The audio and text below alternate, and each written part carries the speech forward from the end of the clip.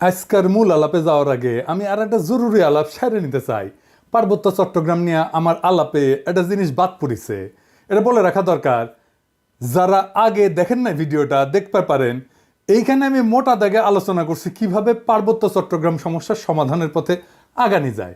আসার কথা, আমি পাহাড় এবং সমতল সব জায়গা থেকে অভাবনীয় সাড়া পাইছি। তার মানে সারা দেশের মানুষের কাছে গ্রহণযোগ্য এমন সমাধানও আছে। যে ইস্যুটা বাদ পড়ে গেছিল সেটা নিয়ে আলাপ শুরু করি, তাইলে ভুলে যাই, বয়স হতেছে তো তাই। আসেন আল্লাহ নামে শুরু করি। একটা দেশ একটা অঞ্চল নিয়ে কি রাজনৈতিক অবস্থান নেয় সেটা তার সিদ্ধান্ত থেকে বোঝা যায়, তার আচরণ থেকে বোঝা যায়। যেমন ধরেন, কুমিল্লাকে বিভাগ করার দাবিকে হাসিনা প্রকাশ্যেই অস্বীকার করেছিল, কারণ খন্দকার মোস্তাকের বাড়ি কুমিল্লায়। আপা কুমিল্লার নামে আপা কুমিল্লা কু নাম দেব না আমি কুমিল্লা আপা কুমিল্লা নামে না আপা কুমিল্লা নামে আপা সারা কুমিল্লার আমি কুমিল্লা নামে দেব না, কারণ তোমার এই কুমিল্লা নামের সাথে মোস্তাকের নাম জড়িত, সেজন্য আমি দেব না। তোমরা যদি রাজি থাকো ওই কুমিল্লা নাম নিলেই তো মোস্তাকের কথা মনে ওঠে। ভাববার পারেন কি ভয়ানক প্রতিহিংসা। পার্বত্য চট্টগ্রাম নিয়ে আমাদের আমলাতন্ত্র, আমাদের প্রশাসন, আমাদের সাধারণ মানুষ ঠিক একই রকম একটা ভাবনা ভাবে। সেটা প্রমাণ হইতেছে পার্বত্য চট্টগ্রাম হইতেছে পানিশমেন্ট ট্রান্সফারের জায়গা।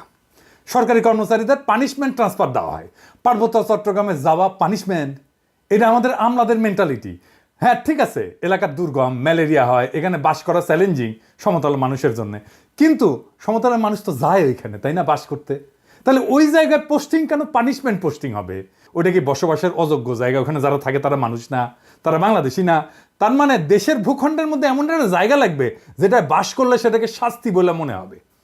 এটা যদি মাথার পেছনে থাকে তাহলে আপনি কখনোই ওই অঞ্চলের উন্নয়ন বা উন্নতির কোনো পরিকল্পনা নিতে পারবেন না তো, কারণ তো ওইটা তো পানিশমেন্টের জায়গা। ওই জায়গায় তো আপনি লোক পাঠাবেন পানিশমেন্ট দেওয়ার জন্য, শাস্তি দেওয়ার জন্য। ওই জায়গাটাকে তো ভালো করবেন না আপনি।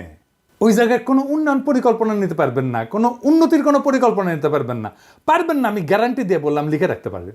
আপনি যদি একজন পাহাড়ের বাসিন্দা হন, আপনার কেমন লাগবে বলেন তো? বাদ দেন যে আপনি পাহাড়ের বাসিন্দা, আপনার জন্ম ধরেন পঞ্চগড়, আপনি জন্ম থেকে জানেন এই পঞ্চগড়ে কেউ আসতে চায় না, কারণ কাউকে শাস্তিমূলকভাবে জোর করে পাঠানো হয় বাইরের লোককে।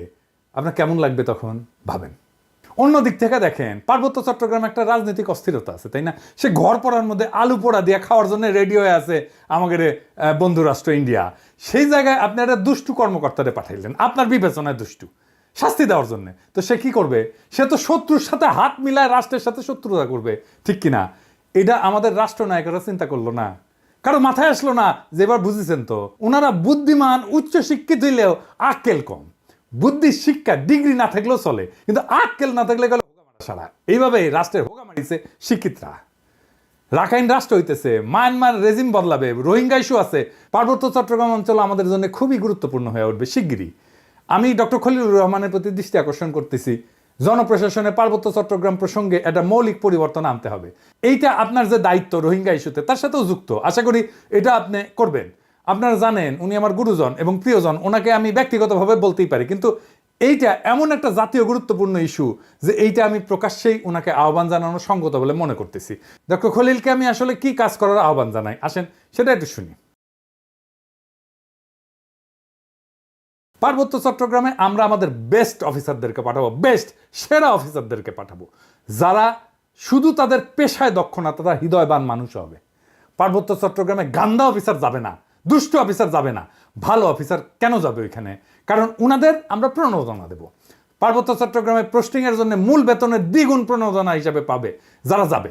জয়েন্ট সেক্রেটারি পর্যন্ত যাইতে হইলে পার্বত্য চট্টগ্রামে কম করিয়া হইলেও 2 বছরের সার্ভিস থাকার রেকর্ড থাকতে হবে। আপনি দেখেন পার্বত্য চট্টগ্রামের চেহারা 2 বছরের মধ্যে পাল্টায় যাবে।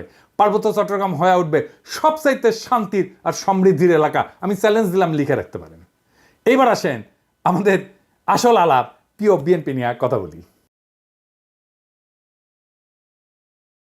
আপনারা জানেন আমি বিএনপির নানা ইস্যু নিয়ে আলাপ করতেছি, বিএনপির রাজনীতির সাথে আমার দ্বিমতের জায়গাগুলো তুলে ধরতেছি। বিএনপির অনেকে বলতেছেন যে আপনি জামাতের কথা বলেন না কেন, অনেকে ভাবতেছেন ক্যানপি নাকি বিএনপির পিছে লাগলো। ওই যে ওইটার মতো, ওই যে কইছিল না হানিফের পোলা, বারবার শুধু আমারই পিছে কেন? এই যে শুনেন, আর মানুষ পান নাই, বারবার শুধু আমার উপরেই, বারবার শুধু আমার উপরেই কেন কেন? দেখেন ভাই, আমি বিএনপির পিছনে লাগি নাই, বিএনপি আমার শত্রু না। আমি আমার মতো একটা বিএনপি দেখতে চাই, সেটা থেকে বিএনপি দূরে সরে যাইতেছে। আপনার বন্ধু যদি আপনার থেকে দূরে সরে যায়, আপনি তো বন্ধুকে সতর্ক করবেন কিনা, সেটা আমার দায়িত্ব কিনা বলেন। তা আপনারা চিন্তা করে দেখেন, আওয়ামী লীগ যখন ক্ষমতায়, আমার তো আওয়ামী লীগ করাটাই সবচেয়ে স্বাভাবিক ছিল, তাই না? আমার অ্যাডভান্টেজও ছিল তো, নানা অ্যাডভান্টেজ ছিল। আমি আওয়ামী লীগের যা যা ক্ষতি করছি দল হিসাবে, আমারে তার নিজের দলে নেওয়ার দরকার নেই, আমারে খালি থামাই চুপ করে রাখতে পারলে তাদের অনেক লাভ হইতো, ঠিক কিনা বলেন? ঠিক একইভাবে আমার তো এখন বিএনপি সমালোচনা না করে সাপোর্ট করে গেলে খুবই ভালো হইতো, আমার জন্য ব্যক্তিগতভাবে ভালো হইতো, তাই না? শীর্ষ নেতার সাথে আমি খুবই ভালো ব্যক্তিগত সম্পর্ক আছে, এখনো আছে। খালেদা জিয়া আমার স্নেহ করেন, বিএনপির একটা বিশাল কর্মী বাহিনী, আমার পাঠক দর্শক অনেকে আমাকে পছন্দ করেন। অপছন্দ যদি একজন করে না তা না, কিন্তু অনেকে আমাকে পছন্দ করে। কিন্তু তাই বলে তো আমি আমার দেশের গণমানুষের স্বার্থকে উপেক্ষা করতে পারি না। আজ যে বিএনপি দেখি, সেই বিএনপি তো আমরা চাই না। এই বিএনপির পাশে যারা ছিল, কেন তারা নাই সেটা জিজ্ঞেস করেন, নিজের আত্ম অনুসন্ধান করেন। আচ্ছা বলেন তো বিএনপি নেতারা, আপনারা কি জানেন আপনাদের কর্মীরা কি করতেছে? আপনি কি বিএনপির কর্মীদের কোনো পলিটিক্যাল কাজে এনগেজ করতেছেন? বাংলাদেশের রাজনৈতিক সংস্কৃতি না বদলাইলে তো বিপদ। আপনাদের রাজনৈতিক কর্মসূচি কি? মাঝে মাঝে কর্মীদের নিয়ে মিটিং করা, মিছিল করা, কালে ভদ্রে জনসভা করা, নিয়মিত টকশোতে যাওয়া, ফেসবুক গুতানো, আর দলের বিরুদ্ধে কেউ কিছু করলে দল বেঁধে ঝাঁপে পড়া। এই তো বেশিরভাগের কাছে রাজনীতি করাটা পেশা। এখান থেকে টাকা পয়সা ধান্দা সব কিছু করা যায়। যাই হোক, আর না আগাই আর কি, অনেকের কাপড় ধরে টান দিয়ে ফেলবো। রাজনীতি আর উপার্জনের ধান্দার দুইটা জিনিস এক না। আমি আর এটা নিয়ে কথা কইতে চাই না। যাই হোক, আজকে অন্তত কথা কইব না। রাজনৈতিক দলের আশেপাশে দুর্বৃত্তরা দল বাঁধে মাছির মতো, সেই জন্যই ভালো মানুষেরা আশেপাশে যায় না। এই যে দেখেন, মঞ্চে জিয়ার ছবি দিয়া, খালেদা জিয়ার ছবি দিয়া, এমনকি তারেক রহমানের ছবি দিয়া নর্তকী দেখেন, দেখেছেন? উঠে কি কেউ নাই যে কবে ভাইজান নর্তকী নিয়ে আইসা নিবার তো নাও, সাংস্কৃতিক অনুষ্ঠান করো, তোমার মতো করে করো। রাজনৈতিক দলের নেতার ছবি টাঙায় কে, আমার নেতার ছবি টাঙায় কে, জিয়ার ছবি টাঙায় কে, দেখবেন কোনো উত্তর নাই। কর্মীদের দোষ দেই কেন? খোদ তারেক রহমানের সভায় বিএনপির শীর্ষ নেতাদের উপস্থিতিতে ওখানে তো নর্তকী আনতে পারে না, কিন্তু ওই নর্তকীর মতো একজন আনছে রোবায়েত ফেরদৌস, জিয়া বন্দনা করিচ্ছে। দেখেন 1975 সালের বাকশালে 4টি পত্রিকা রেখে সমস্ত পত্রিকাকে বন্ধ করা হয়েছিল, গণমাধ্যমের কণ্ঠরোধ করা হয়েছিল। শুনলে অবাক হবেন, সেই সময়কার সাংবাদিকতা ইতিহাস পড়ে আমি দেখেছি সাংবাদিকরা মুদি দোকান দিচ্ছে, তারা হচ্ছে ভ্যানে দোকান দিয়ে তাদের জীবন জীবিকা। হাজার হাজার সাংবাদিক বেকার হয়ে গেছে। এই যে সাংবাদিকতা পেশার যে ডিগনিটি, তাদের যে মত প্রকাশ ভাব প্রকাশের স্বাধীনতা, এটা ফেরত নিয়ে আসছেন কে? একজন সামরিক শাসনের লোক হয়ে, সামরিক ব্যারাক থেকে এসে শহীদ প্রেসিডেন্ট জিয়াউর রহমান কিন্তু এই যে বহুদলীয় গণতন্ত্রের কথা আমরা বলি, বহু সংবাদপত্রের কথা বলি, বহু মতের কথা বলি, সেটা কিন্তু তিনি আমাদের জন্য নিশ্চিত করেছেন। বিএনপি পর্যন্ত শেষ, বিএনপি বিরোধী থাকার পরে যে নির্বাচন যেটা হয়েছে, সেই নির্বাচনটুকু যা হয়েছে ফাইন। এখানে খুব বেশি কারচুপি জালের কোনো সুযোগ ছিল না। এগুলো আমার কাছে খুব গুরুত্বপূর্ণ। আমি যতটুকু দেখেছি, ভোট যা হয়েছে মোটামুটি ভালোই হয়েছে। ওই আওয়ামী লীগের সঙ্গে স্বতন্ত্র প্রার্থীদের, প্রতিদ্বন্দ্বীদের ভোট যা হয়েছে সেটা মোটামুটি ভালো ভোটই হয়েছে। আমি দু একটা আসন আমার নিজের এলাকায় দেখেছি, ঘাম বেরিয়ে গেছে। আওয়ামী লীগের যে প্রার্থী, তার বেরিয়ে যেতে প্রচন্ড ঘাম বেরিয়ে গেছে। এই রোবায়েত ফেরদৌসের জিয়া বন্দনা, এটা তো ওই নর্তকীর গোয়া নাচানোর চাইতে অশ্লীল। রোবায়েত ফেরদৌস বিএনপি ক্ষমতায় আসলে সার্ভিস দেবে বিএনপির, তাতে কোনো সন্দেহ নাই। হ্যাঁ, কিন্তু বিএনপির কেন এরকম একজন লুম্পেন ইন্টেলেকচুয়ালকে মঞ্চে জায়গা দিতে হয়, এইখানেই সংকটটা, বুঝছাও? আবার দেখেন, এই যে মোয়াজ্জেম হোসেন আলাল, অত্যন্ত শ্রদ্ধাভাজন রাজনৈতিক ব্যক্তিত্ব, আমি অত্যন্ত পছন্দ করি উনাকে।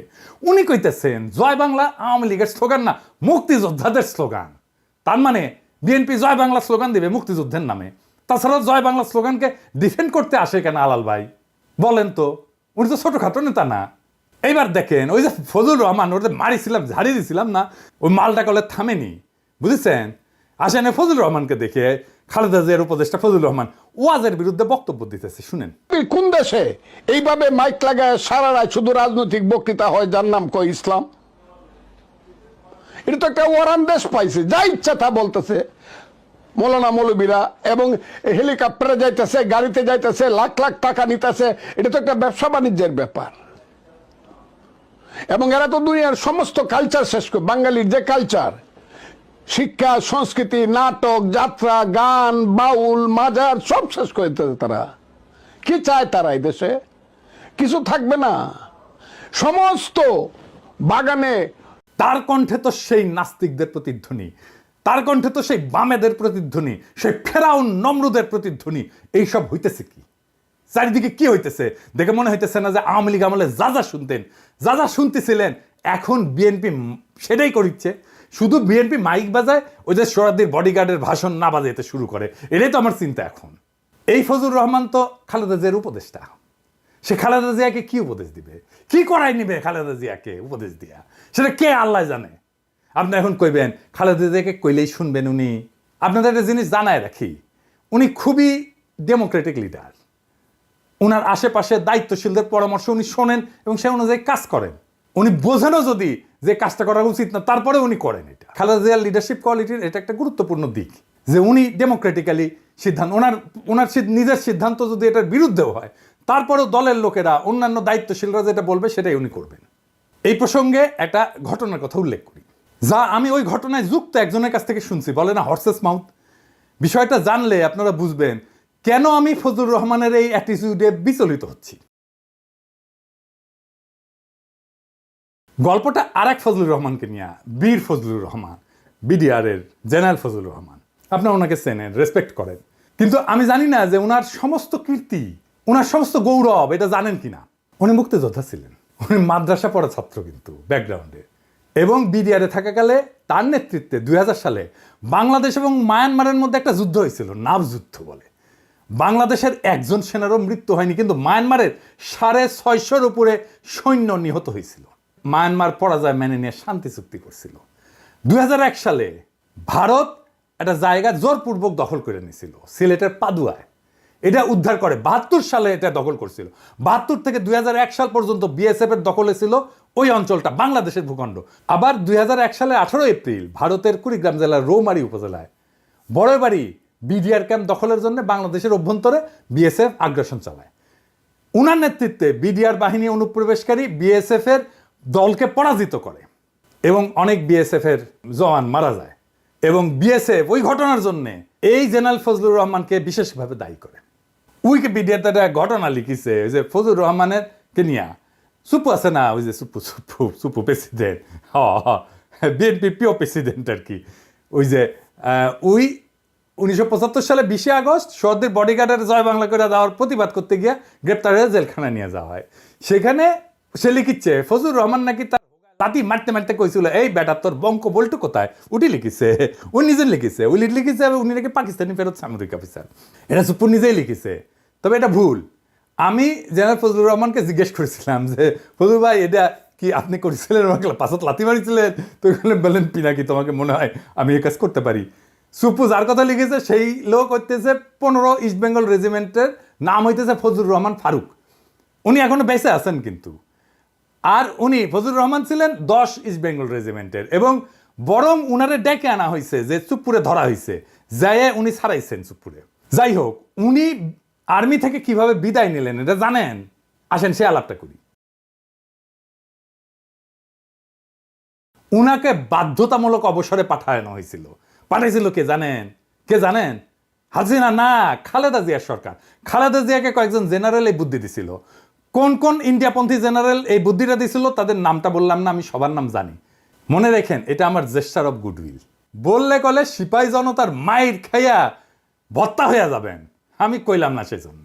ইন্ডিয়া পাদুয়ায় রৌমারিতে বীরত্বের বদলা নিল কি দিয়া? তারে বাধ্যতামূলক অবসর পাঠায়। কার হাত দিয়া? খালেদা জিয়ার হাত দিয়া। কি কি যুক্তি দিছিল ওই জেনারেলরা জানেন? আসলে এদের হচ্ছে মাদ্রাসা ঘৃণা। যেহেতু উনি মাদ্রাসা ব্যাকগ্রাউন্ড থেকে আসছে, সেই জন্য মাদ্রাসা এলিটরা পছন্দ। আমি এই জন্যই এলিটদের দেখতে পারি না। ভয়ঙ্কর মাদ্রাসা ঘৃণা এই এলিটদের মধ্যে। ও কইছিল যে উনি নাকি মডার্ন ওয়ারফেয়ারের কিছুই জানেন না, উনি মাদ্রাসা ব্যাকগ্রাউন্ডে। জেনারেল ফজলুর রহমানের মতো গৌরবজনক লড়াইয়ের ইতিহাস কয়জন জেনারেলের আছে বাংলাদেশ সেনাবাহিনীর? দেশের মাটি উদ্ধার কইরা দিল, দেশের সার্বভৌমত্ব রক্ষা করলো, আর তাকে পুরস্কৃত করা হলো বাধ্যতামূলকভাবে অবসরে পাঠায়। এই যে ফজলুর রহমানের মতো উপদেষ্টা খালেদা জিয়া যদি থাকে না, তাহলে এদের দিয়া ইন্ডিয়া প্রতিশোধ নেবে। খালেদা জিয়ারে যেমন করে সাইন করে দিছে বাধ্যতামূলক অবসরে ফজলুর রহমানের, তারেক রহমানও সাইন করে দিবে। এখানেই আমার ভয়। বিএনপি শুধু না, জামাতকেও বলতেছি, জনগণের সাথে আপনাদের ন্যূনতম 4 দফার চুক্তি করতে হবে। আপনারা নির্বাচন করবেন, যাই করবেন, তার আগে 4 দফা চুক্তি করতে হবে জনগণের সাথে। ভোটই একমাত্র ক্ষমতায় যাওয়ার পথ না। জনগণের সাথে আপনার এগ্রিমেন্ট কি? আপনার ম্যানিফেস্টো না, আপনাকে জনগণের সাথে এগ্রিমেন্ট করতে হবে। এবং আমি যে এগ্রিমেন্টের কথা বলতেছি এটা জনগণের চাওয়া, দরকার হলে আমি ভোট নিয়ে দেখাই দিতে পারবো। এবং দেখবেন জনগণ কিভাবে আমার এই 4 দফাকে সমর্থন করে। 1 নম্বর দফা, আওয়ামী ফ্যাসিবাদকে চিরতরে কবর দিতে হবে। 2 নম্বর, ভারতীয় আধিপত্যবাদের চিরতরে অবসান ঘটাইতে হবে। 3 নম্বর, একটা সাম্যের সমাজ তৈরি করতে হবে। 4 নম্বর, একটা ইনসাফের রাষ্ট্র কায়েম করতে হবে। এই 4টা ভেরি সিম্পল। এই ফ্রেমের মধ্যে থাকলে সেটাই হবে জনগণের সাথে চুক্তি মানা। এর বাইরে, এই বাউন্ডারির বাইরে যাইতে পারবেন না। কথা ক্লিয়ার? আমাদের ঠেকানোর চেষ্টা করতে পারেন, আমরা সর্বশক্তি দিয়ে আমরা বাধা দেওয়ার চেষ্টা করব। ফাইনালি আমার ক্ষুদ্র ভ্রাতাদের জন্য ওরা গতকাল রাশন ট্রাক দেখে হেভি খুশি হয়েছে, হ্যাঁ, যে আমরা রাশন ট্রাকে কিনবো। এটা গেলে সিদ্ধান্ত হয়ে গেছে। তো এটা হইতেছে রাশন ট্রাকের পেজ। এটা সাহেব দেখা দেন, নানা মডেলের ট্রাক আছে এটি। হ্যাঁ, দেখিস কত সুন্দর সুন্দর রাশন ট্রাকের মডেল দেখিস? হ্যাঁ হ্যাঁ, দেখে দেখে আমার ক্ষুদ্র ভ্রাতাদের চোখ চকচক করিচ্ছে। মনে হচ্ছে এখনই ঝ্যাপে পরে ট্রাক চালাবি।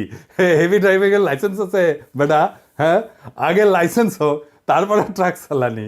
আচ্ছা, এইটা সাহেবের ট্রাকের ভিডিও দেখেন না এটা? হ্যাঁ, দেখেছেন হাউস করিছে আমার ক্ষুদ্র ভ্রাতারা। ওই দেখবেন এরপরে ওই পেজে লাইক টাইক দিয়ে ভাইসে দিবি আর কি। দেখেন আরো দেখবেন, দেখেন এগুলা করবেন কি, প্রিন্ট করবেন। প্রিন্ট করে হাঙ্গারে বিএনপির ভাই করে দেখা করবেন যে টেম্পু স্ট্যান্ড নিয়ে ঝগড়া করে লাভ কি, পিনাকি দাদা তো টাকা স্ট্যান্ড বানাচ্ছে, ইটি আসো ইটি আসো। আমার ক্ষুদ্র ভ্রাতারা কবে দাদা হইলে কি বুড়া বয়সে মাথা মুথা খারাপ হয়ে গেল কে, এই এত উত্তেজিত কে? ওই যে বিএনপির মঞ্চে হোগা নাচানো আর এই রাশন ট্রাক দুইটাই বেচছে আসলে সেক্স, কিন্তু দুইটার গুণগত তফাৎ আছে। রাজনীতিও ইনকা হোগা নাচানোর সাথে টেম্পু স্ট্যান্ডই আসবে, ওটাই কালচার। ট্রাক চালাবার পারবে না। আগামীর রাজনীতি হচ্ছে রাশন ট্রাক চালানোর রাজনীতি। ওই রাজনীতি কেমনে নির্মাণ করতে হয় সেটাও দেখাই দেব। আর বাংলাদেশকে আমরা ওই দিকে নিয়ে যাব ইনশাল্লাহ। ইনকিলাব জিন্দাবাদ।